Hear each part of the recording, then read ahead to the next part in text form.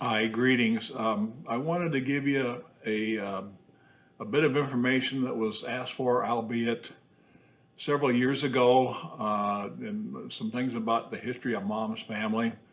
And you think that you know someone who lives in a community all their life, but there are some very interesting things for me to share with you that, and some of the things that I had said that day at her funeral, but thanks to a classmate of mine who decided to pass out and have a little bit of disruption that day. A lot of it didn't get recognized, perhaps. But so anyway, today I want to go back to the year 1250, way back before Beethoven, before Bach, before Da Vinci, before Michelangelo, 300 years before a firearm is invented, before Martin Luther, before Napoleon, Shakespeare, lots of things that have happened in the world, the Black Death, pandemic, which happened in the 1300s. So going back to the 13th century in mid 1200, I found my 24th grandfather. So that would be my great grandfather 24 times removed. And I'll refer to that myself in the first person, and when I talk about mom here, it will be the same as Grandma Robert, Grandma Yulee, Grandma Young, as she was known by many of you. So Thomas Garland was my 24th grandfather, and his title was Baron Thomas Garland of Essex, England. And he was the first of his family to become a baron, and there would be six total Thomas Garlands. So there was Thomas Garland the second, third, fourth, fifth, and sixth, who were all Thomas Garlands, and they ruled as Baron of Essex, England, which is an area. And although that was not royalty, they reported directly to the king or queen, and their job was to maintain tax payments and to make sure that things were kept in order in that area of England. And at that time, it was even known from my history that sometimes they might trade a little piece of their property with somebody in France, with the ruler in France, because maybe they weren't paying their taxes and they thought they could shove it off on somebody, on the ruler of France at that time, and it went back and forth. But for the most part, it was just taking care of the property and making sure that everything was kept somewhat ruly, even though those were extremely harsh times back in there. So came the seventh generation of the Garlands. The first son, Tom, did not accept the barons for some reason. I don't know, maybe he passed away as a baby. Anyway, the second son, John Garland, became the seventh Baron Garland of Essex, England. So in the next generation, only a daughter was born, and her name was Honor. And Honor chose not to be a baroness. She could have been Baroness Garland of Essex, England.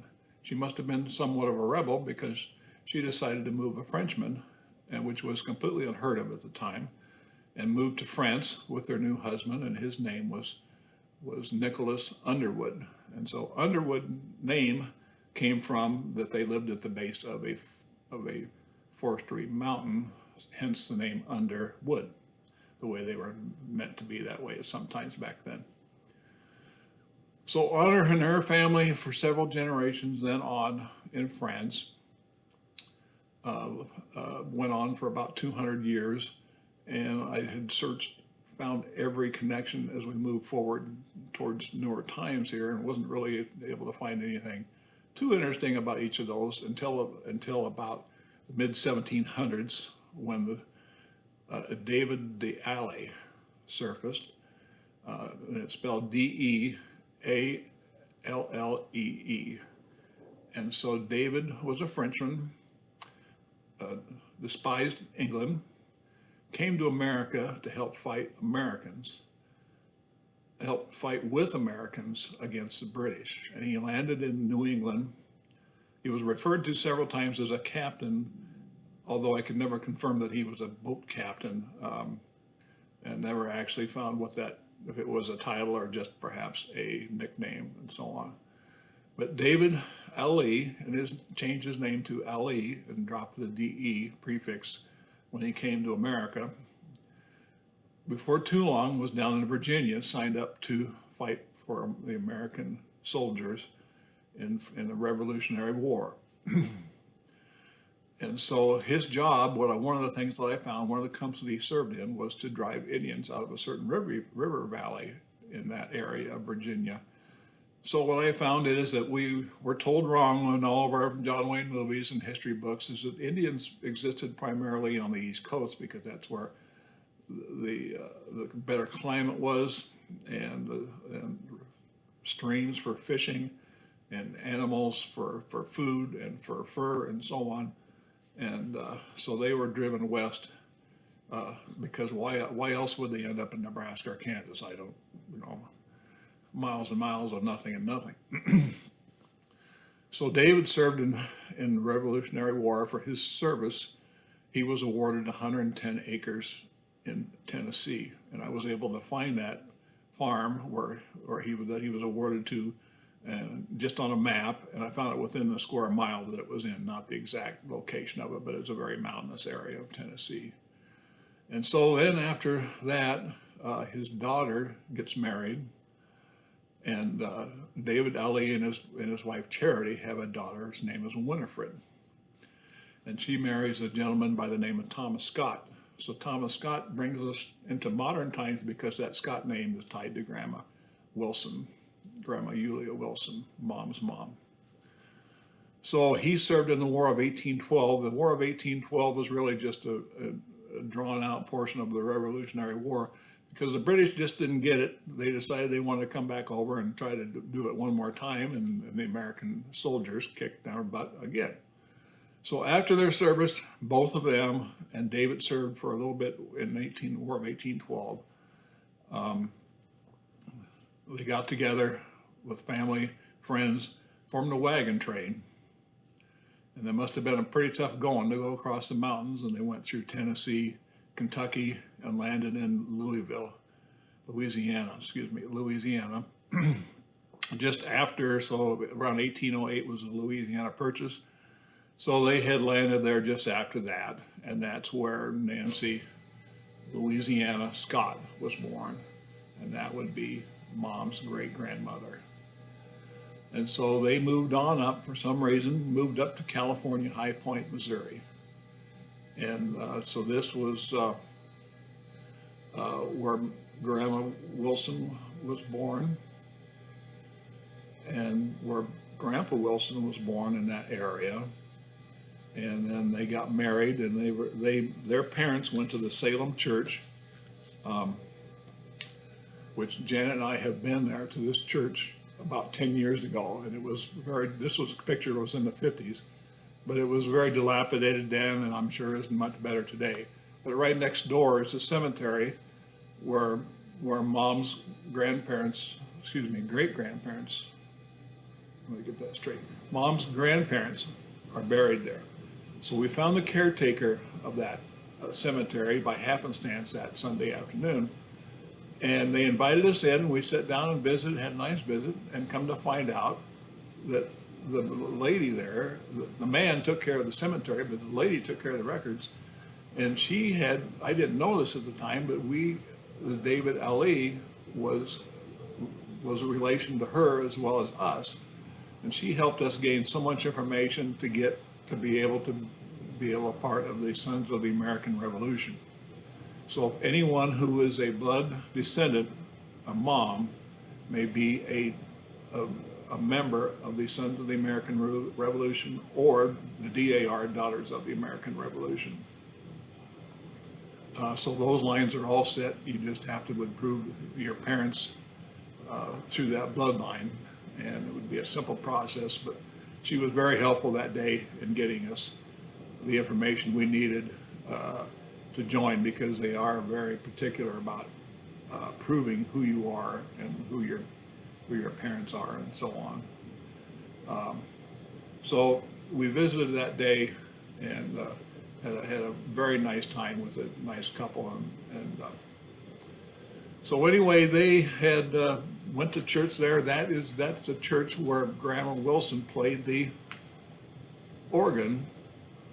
And there's an article I found that years later, Grandpa Wilson went and found that organ, drove, how he would find this without the internet, found that organ, strapped it over the top of his 57 Chevy station wagon with a rope and brought it back to Boone. And as a kid, I remember sitting there at that pedal organ playing it that sat in the corner there of their dining room. Who knows where that pump organ is today? But so anyway, they were married there, and then Uncle Charles and Aunt Lucille. So going back to Nancy, Louisiana, Lucille was a namesake, or Nancy, Louisiana was a namesake for Aunt Lucille, and how that, because they called Nancy, Louisiana, Lucy. I don't recall ever calling Aunt Lucille Lucy. It was always Aunt Lucille. So they're born there, and for some reason, who knows why, they moved up to Iowa, to Duncan, Iowa, and Mom was born there very shortly after. And I found through the census that they approximately where they lived next to the Denclaw farm, which is a very familiar Webster County name, and David would know the Denclaw, who's the supervisor over there today. But it showed on the census a year after Mom was born that there was a baby girl at that residence of Bert Wilson, and so the other male and another older female along with the two parents there.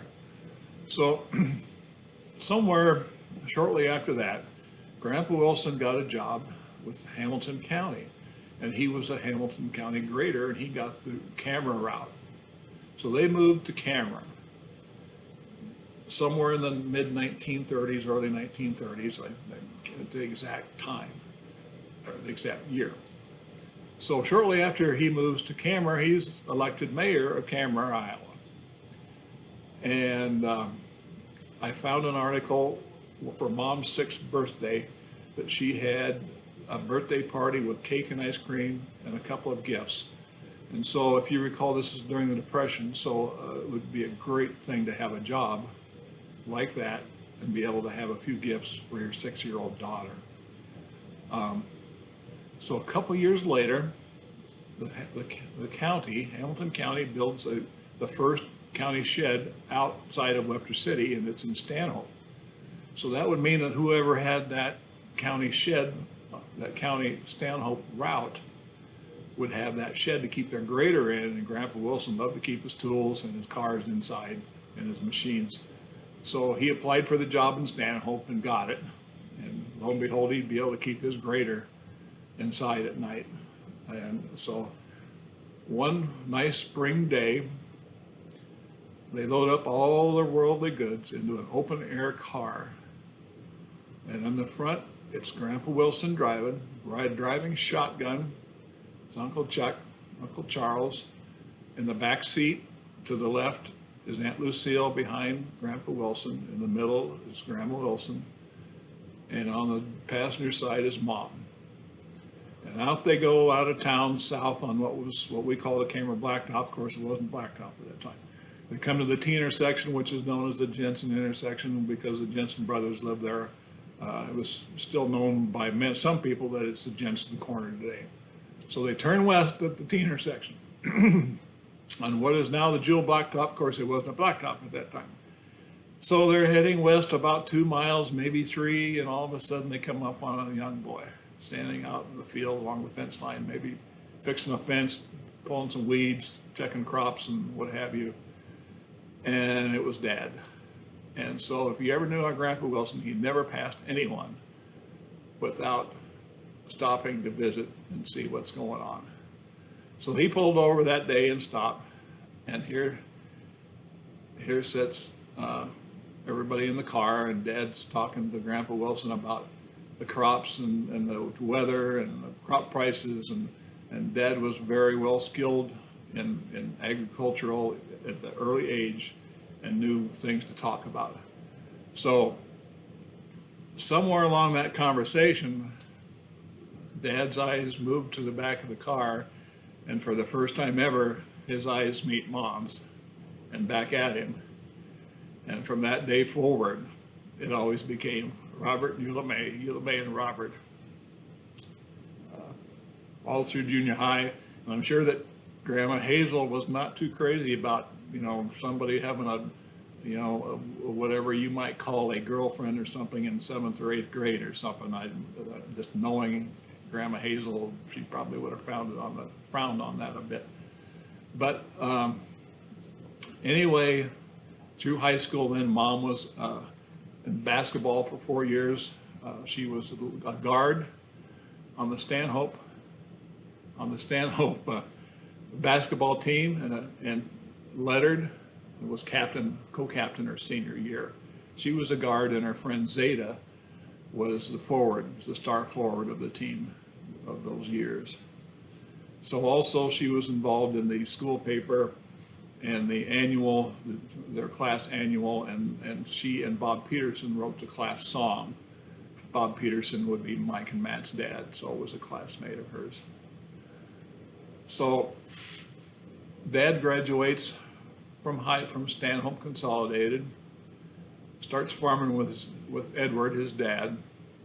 Mom graduates a year later, and the January following her graduation, they get married in January. And 6 weeks later, Dad ships out to World War II, eventually gets assigned to the USS Franklin Bell in the Pacific. So for a brief time, Mom and Dad, after they first got married, lived in a converted chicken house on the farm where David and Barb last lived.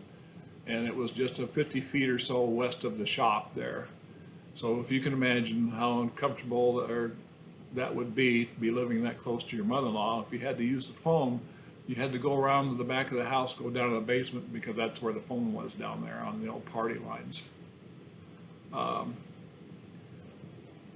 So anyway, she moved with her folks then after Dad went into the service in Boone for a little bit, and then eventually she moved to San Francisco, and I found an application where she had applied for a job at Kresge's in San Francisco, which was like a five and dime store, might be considered to be a Walgreens or a low form of Walmart today. But anyway, she was there and lived while Dad was out on the Franklin Bell. And then when he returned, she was there that day when the ship came in. And before they came back home, of course, at this time, marketers had figured out that there was a lot of service people coming back, and they were going to need homes. So they attended what you would call a product introduction, whatever, of new appliances. And there was this beautiful new modern kitchen there that they saw that time in San Francisco. And Dad had sworn that someday he was going to get that modern electrical kitchen for Mom. And I think that came about when they built that new house in Stanhope there. So they came back and lived back in that little house, that little chicken shack there for a little bit. Ended up down across the road from Iders Hills, which is now Hooter Shells, and that's a beautiful house addition he's made in a great new garage that he's got there. But that's where we lived. The day I was born, Dad called up to Edward and said, we're going to the hospital, third child's going to be born, looks like today.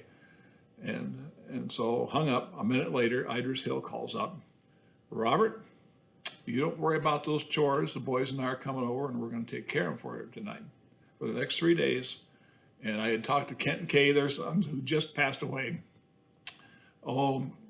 many times over the years. Kay could be pretty tough on me, working me over by machinery sometimes. And if I wanted to soften him up, I'd tell him that story. And it always did. He said, yeah, I remember when we came over and did the chores that time. And your dad had this M Farmall, and he just loved it. And he always shined it up and kept it in brand new condition. So then we moved up to the little house, what we call the little house south of the blacktop there. And then eventually moved over to the big house on the highway. At that time, it became a highway then. So for all those years, perhaps some things you didn't know about Mom. And one last thing, when Adam graduated from Northwest, we were down there, and Dad didn't come because Dad doesn't travel well, and he's just like me, and I'm more like him than he would ever know. But he didn't come along that day. It was probably a good thing because the speaker was a liberal lady talking about women's rights and all those types of things, and probably wouldn't have gone too well. And I'm sure he'd have stomped out of the room before, knowing Dad. And so, but afterwards, I was visiting with Mom back at Adam's house, and I remember the conversation, and she said, isn't it a crazy thing? Why should a woman take a man's name when they get married? And at that time, it just shocked me because I thought, well, here is a woman, mom, lady, grandma, great grandma, greatest lady in the world, took care of all of us all those years, took care of me and worried for all of us. And on a rare occasion, I think she did think of herself and what things could have been. I know that when you see cookbooks, she was the first, it was standard, you would say, your cookbook would be signed by Mrs. Edward Young, Mrs. Robert Young. And she was the first one that we have noticed since that she was the first to sign Mrs. Eula May Young. So perhaps there was a spark there. And so anyway, I hope that you've enjoyed this little conversation. I wanted to get that information, and hopefully I can get some more someday if I have a little more time to dig into the Grandpa Wilson's side. The Grandpa Young's side is pretty hit and miss, or pretty straightforward. They came straight from Sweden, no stop, no go. They came from Sweden to Stratford to Stanhope. So anyway, thank you all so much for listening. Hope you enjoyed it. And a Merry Christmas 2020, and let's have a great 2021. Thank you.